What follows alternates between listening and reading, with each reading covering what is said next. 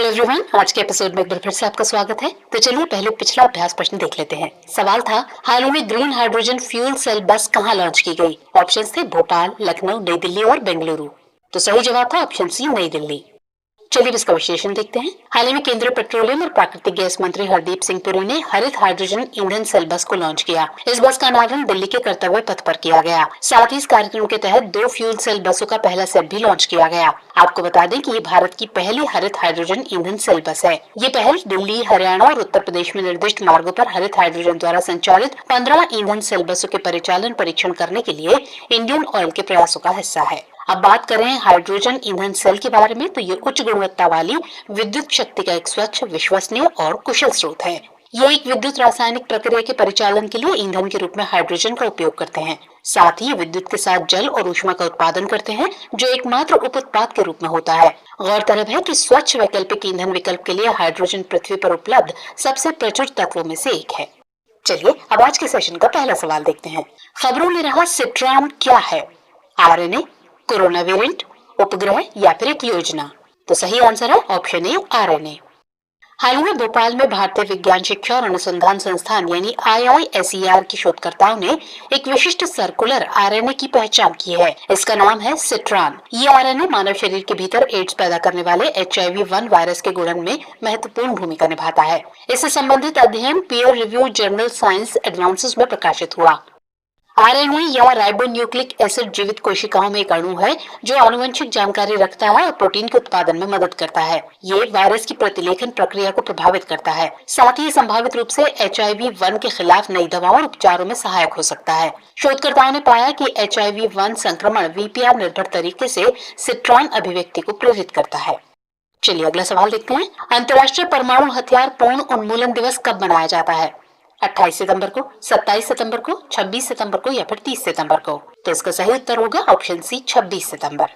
संयुक्त राष्ट्र द्वारा हर साल 26 सितंबर को अंतर्राष्ट्रीय परमाणु हथियार पूर्ण उन्मूलन दिवस यानी international day for the total elimination of nuclear weapons मनाया जाता है। इस दिवस को मनाने का उद्देश्य परमाणु हथियारों द्वारा मानवता हेतु उत्पन्न खतरे व उनके पूर्ण उन्मूलन की आवश्यकता के प्रति जागरूकता फैलाना है। ये लोगों को ऐसे हथियारों को खत्म करने के वास्तविक लाभों व उन्हें बनाए रखने की सामाजिक और आर्थिक लागत के प्रति शिक्षित करने का अवसर प्रदान करता है। गौरतलब है कि परमाणु ऊर्जा को नियंत्रित करने व उन्हें खत्म करने का प्रयास 1946 में महासभा के एक प्रस्ताव के साथ शुरू हुआ। महासभा ने 1959 में सामान्य और पूर्ण निरस्त्रीकरण के उद्देश्य का समर्थन किया। 1978 में आयोजित निरस्त्रीकरण को समर्पित महासभा के पहले विशेष सत्र में माना गया कि निरस्त्रीकरण के क्षेत्र में परमाणु निरस्त्रीकरण प्राथमिक उद्देश्य होना चाहिए। महासभा ने वर्ष 2013 में 26 सितंबर को इस अंतर्राष्ट्रीय दिवस के रूप में घोषित किया। चलिए अगला प्रश्न। भूस्थानिक इंटेलिजेंस के बारे में निम्नलिखित में से कौन से कथन सत्य है या है? ए, ये प्रौद्योगिकियों के नेटवर्क से डेटा का संग्रह और एकीकरण है। बी, ये भूस्थानिक डेटा विज्ञान और प्रौद्योगिकी के साथ जुड़ा हुआ है। सी, इसके डेटा का उपयोग मानचित्र व सिमुलेशन बनाने में किया जाता है। या फिर डी, उपयुक्त सभी? तो सही आंसर है ऑप्शन डी, उपयुक्त सभी। दुनिया भर में जलवायु परिवर्तन के कारण लगातार बढ़ती चरम मौसमी घटनाओं से मानव सुरक्षा के लिए खतरों में भी वृद्धि हो रही है। ऐसे में भूस्थानिक इंटेलिजेंस या जियोस्पेशियल इंटेलिजेंस सरकारों आदि को समुदायों की रक्षा में मदद हेतु मूल्यवान अंतर्दृष्टि प्रदान करती है। दरअसल ये उपग्रहों, mobile sensor, ground control station और हवाई इमेजेस सहित प्रौद्योगिकियों के नेटवर्क से डेटा का संग्रह और एकीकरण है। ये भूस्थानिक डेटा विज्ञान और प्रौद्योगिकी के साथ जुड़ा अनुप्रयोग है।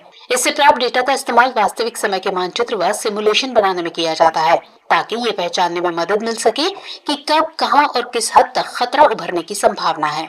सरकारी अधिकारी, व्यक्ति या दोनों इस जानकारी का उपयोग सूचित निर्णय लेने के लिए कर सकते हैं। भूस्थानिक इंटेलिजेंस किसी आपदा के बाद खोज, बचाव व पुनर्प्राप्ति प्रयासों के लिए मूल्यवान मार्गदर्शन भी प्रदान करती है। चलिए नेक्स्ट क्वेश्चन। आदि शंकराचार्य ने किस सिद्धांत का प्रतिपादन किया था? अद्वैतवाद, द्वैतवाद, द्वैताद्वैत या फिर विशिष्टाद्वैत? तो सही जवाब है ऑप्शन ए, अद्वैतवाद।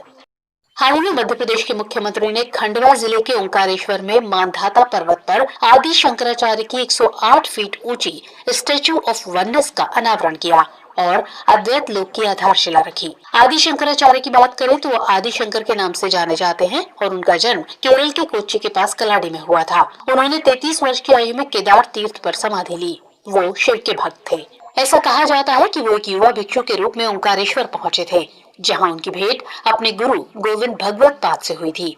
वो 4 वर्षों तक इस पवित्र शहर में रहे और शिक्षा प्राप्त की।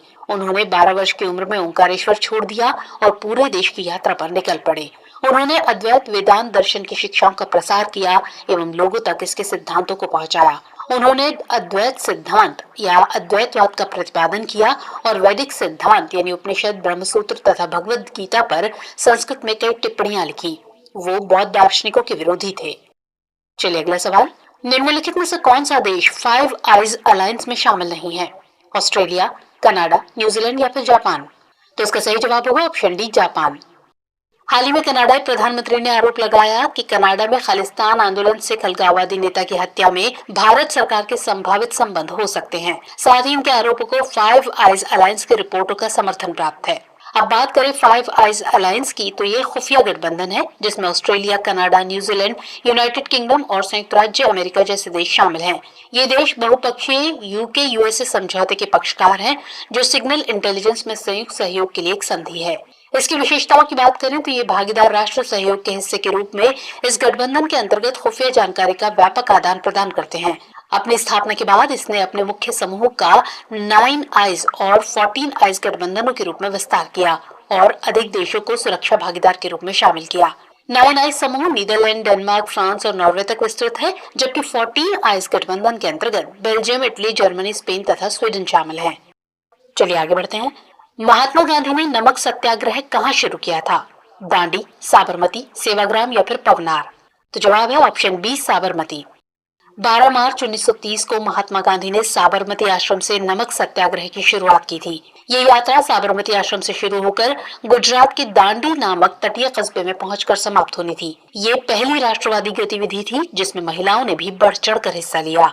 6 अप्रैल 1930 को वो दांडी पहुंचे और वहां मुट्ठी भर नमक बनाकर नमक कानून का उल्लंघन किया और कानून की नजर में स्वयं को अपराधी बना दिया और यहीं से सविनय अवज्ञा आंदोलन की शुरुआत हुई। नमक सत्याग्रह के दौरान महात्मा गांधी सहित लगभग 60,000 लोगों को गिरफ्तार किया गया। 5 मार्च 1931 को गांधी और इरविन के बीच एक समझौता हुआ जिसे गांधी इरविन समझौता या दिल्ली पैक्ट के नाम से भी जाना जाता है। इस समझौते के तहत समुद्र के किनारे बसे लोगों को नमक बनाने व उसे एकत्रित करने की छूट दिए जाने की मांग को स्वीकार किया गया। चलिए अगला प्रश्न, निम्नलिखित में से अम्ल वर्षा का एक प्रमुख कारण कौन सा है? वायु प्रदूषण, ध्वनि प्रदूषण, भूमि प्रदूषण या फिर जल प्रदूषण? तो सही उत्तर है ऑप्शन ए, वायु प्रदूषण। वायु प्रदूषण के कारण वायुमंडल में सल्फर व नाइट्रोजन के ऑक्साइड की मात्रा बढ़ जाती है, जो वातावरण में उपस्थित जल वाष्प से क्रिया करके एसिड या अम्ल बनाते हैं, जो वर्षा के साथ नीचे आती है और यही अम्लीय वर्षा कहलाती है। अम्लीय वर्षा के प्रभाव की बात करें तो ये खड़ी फसलों और जंगलों को नुकसान पहुंचाती है। इसके कारण समुद्र का पीएच मान गिर सकता है। इस घटना को महासागरीय अम्लीकरण के रूप में जाना जाता है। इसका मीठे पानी के जीवन, अन्य जलीय जीवन रूपों, कीड़ों आदि पर प्रतिकूल प्रभाव पड़ता है। ये महासागरों के फाइटोप्लैंक्टन की वृद्धि को बढ़ावा देता है, जिसके परिणाम स्वरूप अधिक बार हानिकारक शैवाल खिलना और यूट्रोफिकेशन हो सकता है। मिट्टी में कुछ सूक्ष्म जीव कम पीएच में परिवर्तन बर्दाश्त नहीं कर पाते और मर जाते हैं। इन रोगाणुओं के एंजाइम अम्ल द्वारा विकृत हो जाते हैं। ये वर्षा इमारतों को भी नुकसान पहुंचाती है, जैसे अम्लीय वर्षा ने ताजमहल के संगमरमर को पीला कर दिया है। नेक्स्ट क्वेश्चन, निम्नलिखित में से कौन सा देश राष्ट्रपति शासन प्रणाली का अनुसरण करता है? ब्रिटेन, जापान, भारत या फिर यूएसए? तो सही जवाब है ऑप्शन डी, यूएसए। अमेरिकी राष्ट्रपति प्रणाली की बात करें तो अमेरिकी राष्ट्रपति राज्य का प्रमुख और सरकार का प्रमुख दोनों होता है। कानून बनाने का काम विधायिका, जिसे अमेरिका में कांग्रेस कहा जाता है, के द्वारा किया जाता है, लेकिन राष्ट्रपति किसी भी कानून को वीटो कर सकता है। उसके पास 4 साल का एक निश्चित कार्यकाल होता है और वो इसे पूरा करता है, भले ही उसकी पार्टी के पास कांग्रेस में बहुमत ना हो। राष्ट्रपति और उपराष्ट्रपति को निर्वाचकों द्वारा इलेक्टोरल कॉलेज नामक प्रक्रिया के माध्यम से चुना जाता है। प्रत्येक राजनीतिक दल का राष्ट्रपति पद का उम्मीदवार एक उपराष्ट्रपति पद का उम्मीदवार चुनता है। मतदाता एक टीम के रूप में राष्ट्रपति और उपराष्ट्रपति पद के 2 उम्मीदवारों पर वोट करते हैं। राष्ट्रपति को देशद्रोह, रिश्वतखोरी या अन्य उच्च अपराध या दुष्कर्म के दोषी पाए जाने पर हटाया जा सकता है। चलिए अब नोट कर लीजिए आज का अभ्यास प्रश्न। विश्व पर्यटन दिवस कब मनाया जाता है? ऑप्शन है ए 25 सितंबर, बी 27 सितंबर, सी 28 सितंबर या फिर डी 29 सितंबर। तो सवाल का जवाब कमेंट सेक्शन में देना मत भूलिएगा। मुलाकात होगी अगले एपिसोड में, तब तक के लिए जय हिंद।